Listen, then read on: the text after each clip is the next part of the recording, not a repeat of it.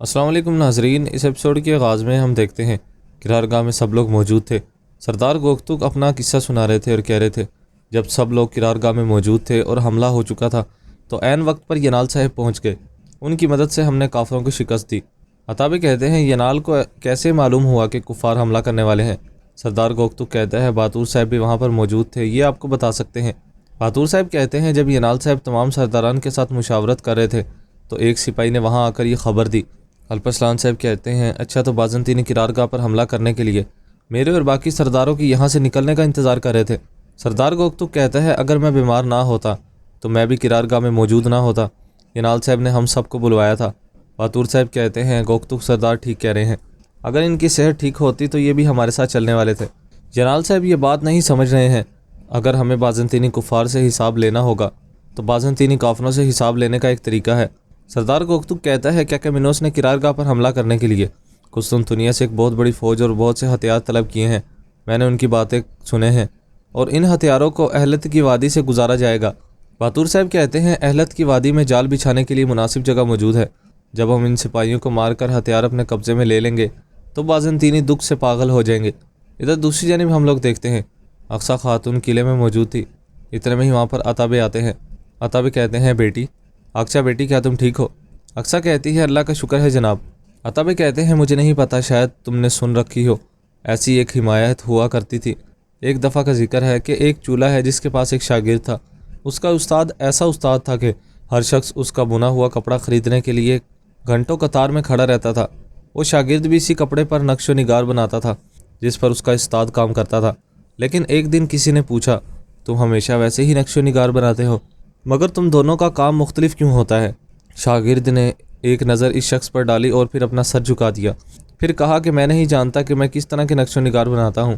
یہ نقش و نگار میرے استاد بناتے ہیں، میں صرف اتنا ہی کام کرتا ہوں جتنا میرے استاد نے میرے ذمہ لگایا ہو۔ اسے کہتے ہیں قسمت پیاری بیٹی۔ لوح و قلم کے مالک ہمارے اللہ نے ہماری قسمت لکھ کر ہمارے حوالے کی ہے اور ہم اس شاگرد کی طرح اپنے ذمہ لگایا ہوا کام پورا کر رہے ہیں۔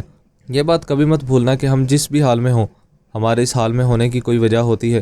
اسی وجہ سے دانا لوگ ہمیشہ اسی طرح دعا کرتے تھے، اے احوال بدلنے والے، ہمیں اس حال میں رکھنا جو کہ تیرے نزدیک سب سے بہتر ہو۔ تو تم بھی کسی دن ایسے ہی دعا مانگ کر دیکھنا۔ اقصیٰ خاتون کہتی ہے کیوں نہیں جناب، میں اپنے دل و جان سے دعا کروں گی، آپ کا بہت شکریہ۔ عطابے کہتے ہیں میں نہیں جانتا کہ الپرسلان صاحب کیا سوچ رہے ہیں اور وہ کیا کرنا چاہتے ہیں اور کیا حکم دیں گے، لیکن اگر انہوں نے مجھ سے مشورہ کیا تو میں انہیں یہی کہوں گا کہ یہ آئینہ کی طرح صاف آنکھیں اور دل کا حال بیان کرتی صورت والے شخص کا غدار ہونا ممکن ہی نہیں ہے۔ اقصیٰ کہتی ہے بہت شکریہ جناب، یہ سن لینا اور یہ جان لینا کہ آپ کو مجھ پر یقین ہے میرے لیے شفا ثابت ہوگا۔ امید کرتی ہوں کہ الپرسلان صاحب بھی ایسا ہی سوچنا شروع کریں گے۔ عطابے کہتے ہیں بعض اوقات ہمارے سردار کچھ پر اصرار کام کرتے ہیں پیاری بیٹی، مگر ان پر اصرار صورتحال میں صبر کرنا ہی سکون کی کنجی ہے، اپنا خیال رکھنا۔ جس کے بعد وہ وہاں سے چلے جاتے ہیں۔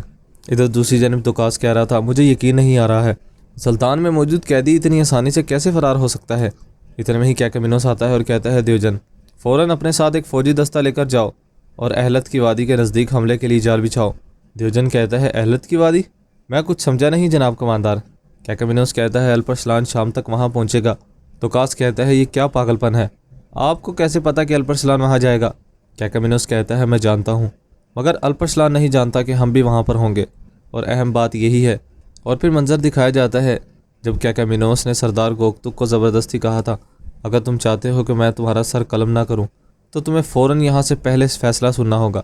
گوکتک نے کہا تھا ٹھیک ہے، جیسا آپ کہیں گے میں ویسا ہی کروں گا۔ کیکامینوس نے کہا تھا تم بس ایک چھوٹا سا کام کرو، تم الپرسلان کو جا کر بتانا کہ کرارگاہ پر حملہ کرنے کے لیے ہم نے قسطنطنیہ سے امداد طلب کی ہے، اور یہ بات سنی ہے تم نے کہ سپاہیوں اور ہتھیاروں کو اہلت کی وادی سے لایا جائے گا۔ سردار کہتا ہے مگر میں یہاں سے باہر نکلے بغیر یہ کام کیسے کروں گا؟ کیکامینوس کہتا ہے تم پرندہ بن کر جاؤ گے گوکتک، اگر مجھے ذرا بھی اندازہ ہوا کہ تم نے میرے ساتھ کوئی چال چلنے کی کوشش کی ہے تو پھر تم نے اودوکیا کے ساتھ مل کر جو منصوبہ بنایا اس کے بارے میں الپرسلان کو میں بتا دوں گا، اور تم اچھے سے جانتے ہو کہ کسی غدار ترکمان سردار کا کیا انجام ہوتا ہے گوکتک۔ اس طرح سے یہ کیکامینوس کا منصوبہ ہے۔ اس ایپیسوڈ کا اختتام یہیں پر ہو جاتا ہے۔